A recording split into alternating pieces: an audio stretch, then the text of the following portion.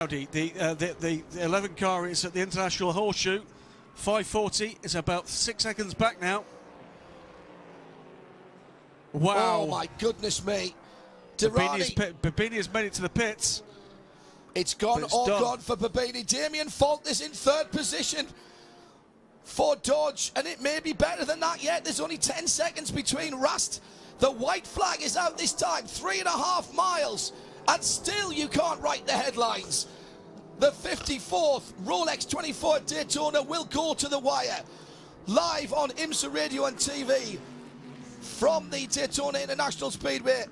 The last 50 seconds, the last 3.5 miles now, brought to you by IHG Rewards Club, and Pipi Derani has 21 seconds on the field. That is the only conclusion, the only foregone conclusion out there. One single stutter from Rene Rast, and Katzberg will be on him. It's 8.5 seconds between first and second. He's going to have to do another lap, though, of course isn't he is. Absolutely. Unless he gets passed by the leader. Yeah, where is it? I don't think that's going to happen. No, I don't think it is. He's in turns 3 and 4 now. No, that's not going to happen. Oh my goodness. Yeah, saw that Audi slowing down there. Yep. And I really thought it was going to happen again. Pipo Derani out of the WEC for 2016. Picked up by Scott Sharp and Ed Brown for ESM. Has been a breakout race for this young man. Look at that. Damien Faulkner is only about four or five car lengths behind Nicky Katzberg. The bad news is there's 2 cars between them, and he's got past one of them, though, as Damien Faulkner. Here comes the Patron ESM. Well, what a difference a year makes. 3 different manufacturers for their chassis last year, and they will start 2016 in the IMSA WeatherTech Championship. Inaugural race goes to ESM and to Patron. Let's get some reaction from down in the pit lane in a moment, because we still have other races to resolve. And here comes onto the high banks at turn 1 for the final time, the 44 of Rene Rast. There's damage to the right front of that car. The 540 is getting closer. Second is home. 10 comes home in second place. That is Max Angelelli. Ryan Hunter-Reay will be next up. And Damien Faulkner in third position in the Viper Exchange 93 car, Stars and Stripes car. Faulkner less than a second away from second, but will get a podium here. Could it be better even than that? Down at Magnus, they think they've got it, Adam. They think they've got it at Magnus, don't they? I can hear them cheering. He can almost kick out the clutch and coast home from here, almost. And here comes the Porsche as well. Closing, closing, closing. Corvettes have gone through, first and second with Earl Bamber in third. And Magnus win for Audi in GTD. And right on the line, it is Katzberg from Faulkner. The 2 vets aren't finished yet. Here they come on the high banking, and Ollie Gavin round the outside, almost gets there. Let's head down and get some reaction down in the pit lane. Jim Roller. Well, you hear the cheers going up as we're trying to work our way through the throng of folks with iPhones down here who are photographers. Doug Feehan, you are now officially the Les Miles of auto racing. I hope you realize that. Well, I appreciate the crown, but I think what you saw today was simply the 2 best road racers, GT road racers in the world, with the 2 best cars in the world. You'd be hard-pressed to find a better finish than this. That was absolutely fantastic, and what a gutsy call. Well, you don't spend 23.5 hours working this hard without having the ability to race. That's what this sport is about. We trust them. We know how good they are. They know what the rules are. They abided by them. That last pass and repass was as good as it gets and as clean as it gets. They're truly the best guys in the world. Well, for those around the world listening, Les Miles is an American football coach who's famous for really wild decisions, and that's what Doug Feehan did today. More from Corvette in a moment. Let's go to Shea. Well, down with the overall winners, it's ESM Tequila Patron coming away with the first win since Johannes van Overbeek and Ed Brown won at Laguna Seca. This is a little bit bigger of an event, Johannes. Does it feel even sweeter? You know, the ESM Patron guys really been working hard, and last year was a real challenge. And this is definitely a race that's on everyone's bucket list, ours included. For me personally, this is my 15th running of it, and I've had 2 super close calls. And so to finally win it is, I can't even describe, it hasn't sunk in yet. It's unbelievable.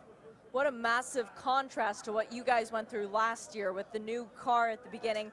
It's the first win for an LMP2 car on the banks of Daytona. What does it feel like to know that you and ESM are bringing that to this series? Well, it just proves that it's good technology, it's reliable. Honda built a great power plant for us. You know, it's really a team effort, and Onroque, with their help, those guys were just amazing and treated this very scientifically about how we ran the race. And you know, I'm in awe, and especially to Pipo. For a 22-year-old guy, he showed amazing restraint and maturity, and you know, he's one of these guys that we're going to be proud we knew him in a few years. Y'all did one heck of a job. Now down to Jim with Jan Magnussen. Jan Magnussen by 34 1,000ths of a second. You're a Daytona 24 Hours champion. Congratulations. No, I'm not. I think the 4-car won, but wow, that was crazy. So crazy. Fantastic. Such a great result for the team. I couldn't be happier for everybody. It's crazy race. Fantastic.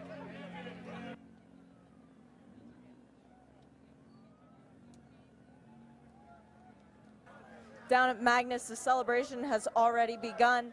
And just hopping over the wall, first off, Brad Kettler. Brad, Audi's won in Europe. Now they've won with the new R8 in Daytona International Speedway. How hard fought was this win?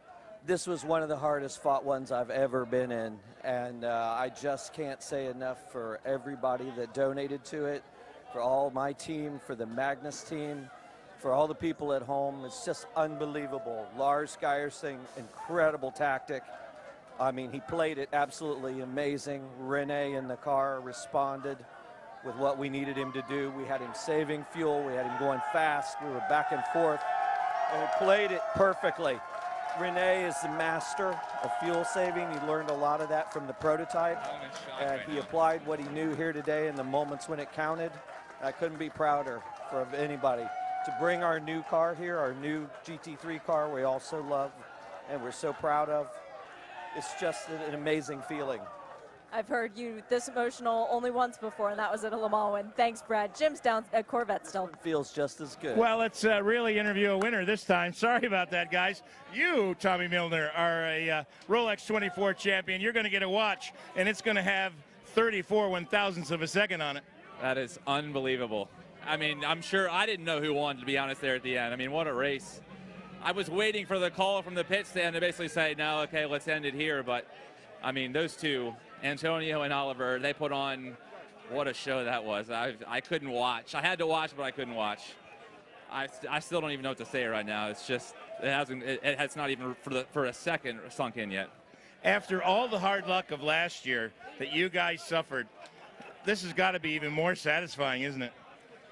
Yeah, you know, us on the 4-car, I mean, you know, last year, Oliver and I, we had, and Simon, we had a good race going, just had some unfortunate incidents at the end there, and you know, really thought we had a car to win, and we knew we had a car to win it today, and our Corvette was super strong, as we saw. I mean, you know, it was right there at the end. The cars were comfortable to drive. Oliver and I know Antonio could push as hard as they could to get every little thing out of it, and yeah, 34 1,000ths of a second. That's crazy. Good for you. Shay? No possums this year for Magnus Racing. As Andy Lally says to Marco Seafried, now we've got Sebring and Daytona. Marco, you first. This is massive. I can see the emotion on your face. What's it like to win in Daytona? I don't know. It's, how can I say? After yesterday, when we saw the performance of the Lamborghinis when the race started, we thought we will be blasted by them. We don't have any chance. And now, to the very end, that was so frightening. I mean, we run out of fuel, they run out of fuel a lap before, and we are in the in-lap actually, cross the line, and to me it's the first 24-hour win. I mean, I finished second twice, but I never had that win, and yeah, it makes me really proud. Well, from one who's just got his first 24-hour win to Andy Lally, who's got another one. 5 now, my friend. How are you going to put so many watches on your arm at once? It's been a 4-year drought, and I've been wanting to get one for my little sister for so long. I've given them to every one of my family members, and this one's for her. It's so cool to get. It's unbelievable. Renee's a superstar. Marco's a superstar. John, I slept through his triple stint. I didn't know he even tripled last night, but he was crushing it. And this whole Magnus crew, to work with Audi, come out our first race and stick a P1 at Daytona at the 24-hour. I mean, this story's going to get told over and over and over again. Oh, congrats to both. 5 times. Shea Adam and Jim Roller, our Continental Tire pit lane crew, along with Joe Bradley earlier on. And that last hour, that last half hour, 5 minutes, brought to you by IHG Rewards Club, as in on the back of a tow line comes the winning car in GTD. It was that close for Magnus and for Audi. What a race. One more lap and it would not have got home. What about as well the 93 Viper, 4 laps down, and they come back on the lead lap and nearly win it. That's quite remarkable. Well, John, the first time since 2002 in this 2003, sorry, in this race that anything other than a Daytona prototype has taken the overall win. The first ever win for a P2 car, the first ever win for Ligier. Astonishing race. Just a word of caution. We have a slight concern for Max Angelelli, who stopped the number 10 car. Immediately he went through the checkered flag and is being attended by the medical team. We knew that there was some issue with fumes in that car. He is getting attention, and as soon as we get any word officially on that, we'll let you know. The ambulance and medical staff, as well as the IMSA intervention staff, are down there, and as soon as we get some word, we will. For those of you here at Daytona on 107.9 and listening on the PA, we'll be turning that back to our colleagues here for the formalities. But before we do, what about a quick word with Antonio Garcia? He is Jim Roller and the Corvette driver. Well, at the risk of winning not the I respect spirit of the race, but the Steve Harvey wrong winner award, Antonio, did you think you had him? I sure did. Oh, for sure I did. Yeah, I mean, I was pushing everything I had, and yeah, there's nothing. They can't hear me. Yeah, it's we're not on PA. Don't worry about it. We're going live on the internet. Yeah, I mean, I thought I had it. Yes, I mean, we had some issues with fuel pickup, so we had to save. No, not save. We have to do an extra stop against them. So I was the last 2 hours, or the last hour and a half, when we figured out that there was something wrong. I had to go like hell. So yeah, I probably lost a little bit of momentum with first catching up the leading guys and passing the Porsche, and then when I got to Oli, maybe I was lacking a little bit. But I mean, it was great. I mean, great for Corvette. I mean, 1-2. But for sure, today I felt, I mean, the 3 car was super strong, but at the end, doesn't matter, 3-4 than 4-3. All right, well, great effort, and you gave us a great show. Thank you. Shay? Damian Faulkner, you went from being 4 laps down to being on the podium. How in the world do you do that in the span of a 24-hour race in a car you've never driven before? With the help of Riley Motorsport and brilliant teammates. They're all here. They never put a wheel wrong. They had very little experience in the car like me. And then to drive at this level and not put a wheel wrong, when you see the carnage that's going on around you. But we were guided by, all of us were guided by an excellent team in Riley Motorsport. I mean, they really are the first class of the pit lane. And can't thank them enough. Well, you can never count out the Riley name, but you also can't count out Faulkner because he won't be held down. John? A little bit further down here in Victory Lane is Earl Bamber. You guys gave it the good fight.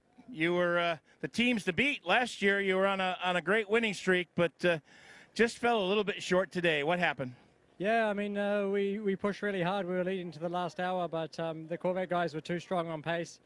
We ran our fastest laps of the race, but, you know, we just couldn't get it done today. So congratulations to them, and now we look forward to Sebring. All right, there's the word here from Victory Lane, and we're trying to find the 85 car.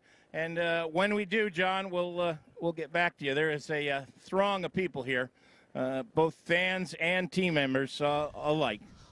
Thank you, Shea and Jim. Coming up on IMSA Radio, stay with us for the Michelin Post Race Tech. We'll go through some analysis, some thoughts. We'll announce the Irish Spec Spirit of the Race Award, which has been very close indeed. Your final nominations for that, you've got about 5 minutes to get those in. Questions, please, to @IMSA Radio, hashtag Rolex PRT for Michelin Post Race Tech for the Rolex 24 here at Daytona. I have no words, Graham. I have no more words. Well, so many stories, so many things to try to remember and put into some kind of shape. Jeremy, you just pointed out some extraordinary stuff to do with the fastest laps set by some of those cars. Both the Corvettes setting their fastest laps of the race beyond 700 laps in this race. The 01 Ganassi DP beyond 710, and that would have been Damo's fastest at 696 laps. Huge pace at the end. So go down to our Continental Tire pit lane reporters. Shea Adam has another one of our winners, Shea. Kenton Cook just described this as pretty cool. Yeah, it's your first ever start in the big IMSA series, your first ever start in a PC, where they tried to actually poach you out of our commentators booth for that once. I'd say this is pretty cool. It's pretty freaking awesome. You know, I can't even believe I'm here and in Victory Lane. Like, when I crossed the finish line, like, it kind of hit me, but like when I pulled in and saw the fans and everything, I was like, holy crap, this is the big leagues. Like, this is kind of cool. So yeah, I mean, I don't really know what other words to describe it other than unbelievable, and I can't believe I'm here. And the thing is, it wasn't just me; it's a team effort, you know. And everyone at JDC, my family, the drivers, Stephen, McHale, and Chris, and they just all drove a fantastic race, and we all. I mean, I think I made a couple mistakes, and but it happens. And the thing is, we capitalize on it, and JDC crew freaking worked their butts off. So even making mistakes, they decided to let you finish the race. That is a huge honor and responsibility, especially when you're so many laps up. They've got faith in you. What does that mean? Are we going to see you back with this team in the future? Oh, we'll definitely be back with this team in the future, and it was great that they had that confidence in me, and they know me as a driver. I don't normally make mistakes, and this was kind of one of those one-off things that, you know, sometimes it just happens. So they had the confidence in me to, you know, take it to the end, and we did, and we won.